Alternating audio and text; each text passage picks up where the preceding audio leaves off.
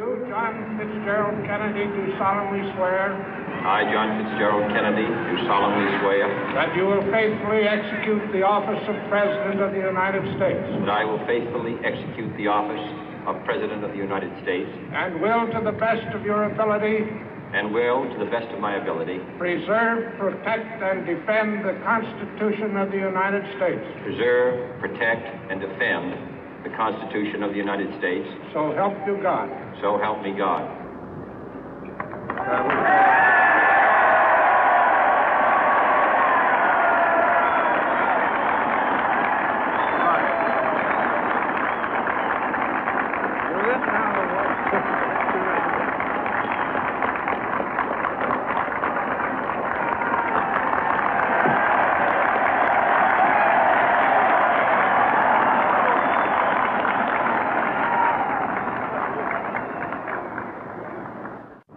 Vice President Johnson, Mr. Speaker, Mr. Chief Justice, President Eisenhower, Vice President Nixon, President Truman, Reverend clergy, fellow citizens.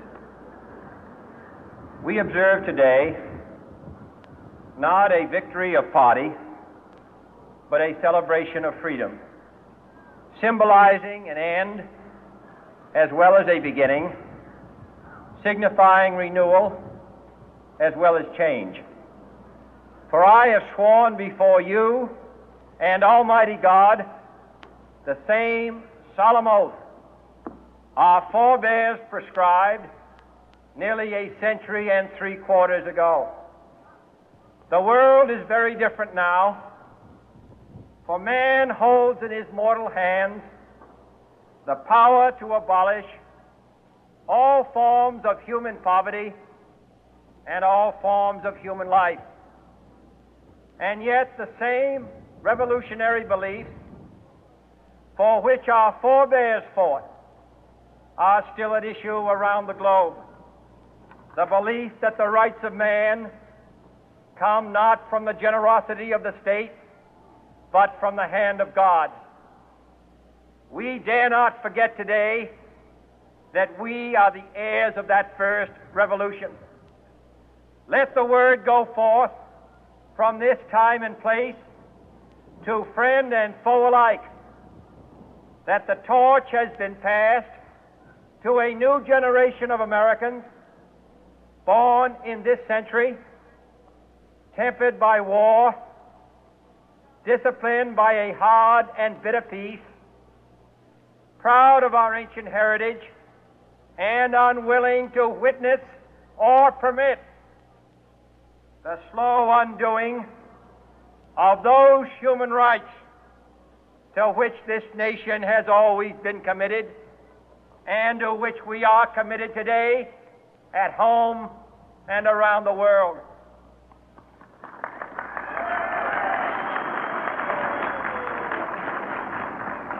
Let every nation know, whether it wishes us well or ill, that we shall pay any price, bear any burden, meet any hardship, support any friend, oppose any foe to assure the survival and the success of liberty.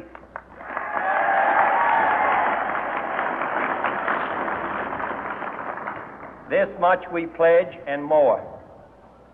To those old allies whose cultural and spiritual origins we share, we pledge the loyalty of faithful friends. United, there is little we cannot do in a host of cooperative ventures. Divided, there is little we can do, for we dare not meet a powerful challenge at odds and split asunder. To those new states whom we welcome to the ranks of the free, we pledge our word that one form of colonial control shall not have passed away merely to be replaced by a far more iron tyranny. We shall not always expect to find them supporting our view, but we shall always hope to find them strongly supporting their own freedom, and to remember that in the past, those who foolishly sought power by riding the back of the tiger ended up inside.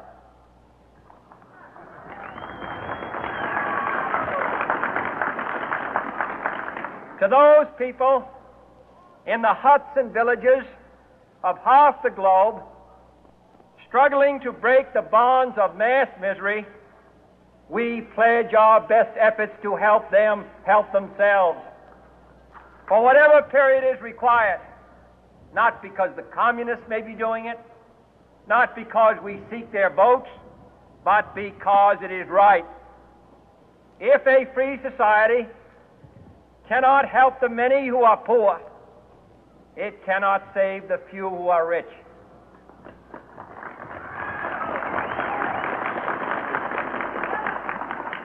To our sister republics south of our border, we offer a special pledge to convert our good words into good deeds, in a new alliance for progress, to assist free men and free governments in casting off the chains of poverty.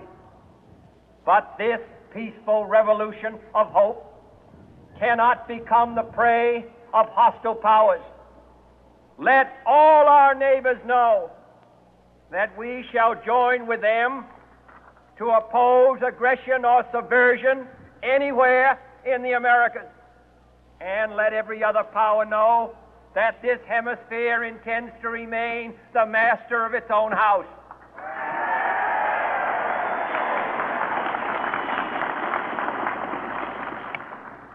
To that World Assembly of Sovereign States, the United Nations, our last best hope, in an age where the instruments of war have far outpaced the instruments of peace, we renew our pledge of support to prevent it from becoming merely a forum for invective, to strengthen its shield of the new and the weak, and to enlarge the area in which its writ may run. Finally, to those nations who would make themselves our adversary, we offer not a pledge, but a request that both sides begin anew the quest for peace. Before the dark powers of destruction, unleashed by science, engulf all humanity in planned or accidental self-destruction, we dare not tempt them with weakness, for only when our arms are sufficient beyond doubt can we be certain beyond doubt that they will never be employed. But neither can two great and powerful groups of nations take comfort from our present course, both sides overburdened by the cost of modern weapons, both rightly alarmed by the steady spread of the deadly atom, yet both racing to alter that uncertain balance of terror that stays the hand of mankind's final war. So let us begin anew, remembering on both sides that civility is not a sign of weakness, and sincerity is always subject to proof. Let us never negotiate out of fear, but let us never fear to negotiate.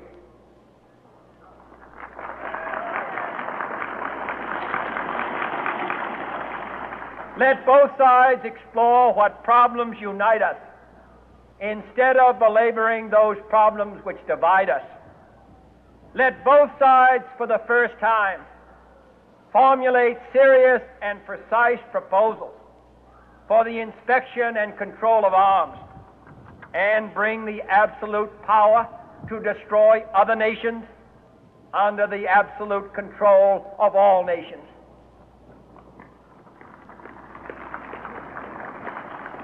Let both sides seek to invoke the wonders of science instead of its terrors.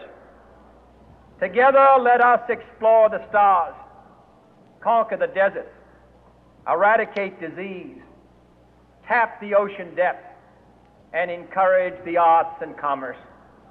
Let both sides unite to heed in all corners of the earth the command of Isaiah to undo the heavy burden and let the oppressed go free. And if a beachhead of cooperation may push back the jungle of suspicion, let both sides join in creating a new endeavor, not a new balance of power, but a new world of law, where the strong are just and the weak secure and the peace preserved. All this will not be finished in the first 100 days, nor will it be finished in the first 1,000 days, nor in the life of this administration, nor even perhaps in our lifetime on this planet. But let us begin.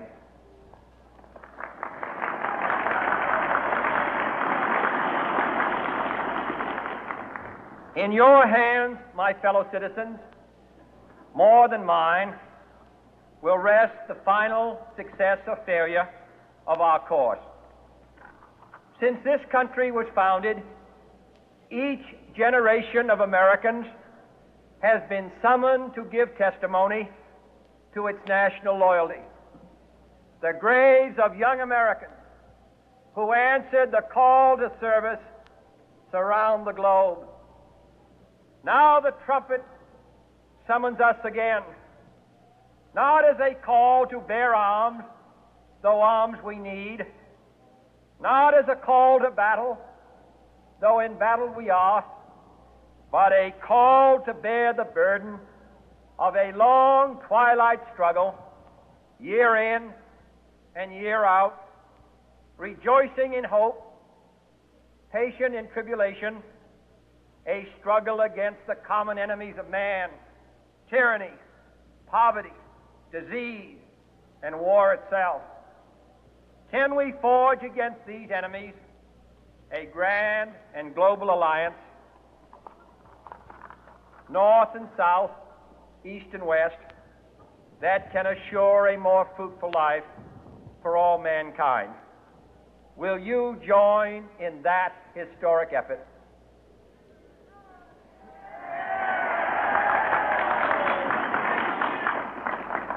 In the long history of the world, only a few generations have been granted the role of defending freedom in its hour of maximum danger. I do not shrink from this responsibility. I welcome it.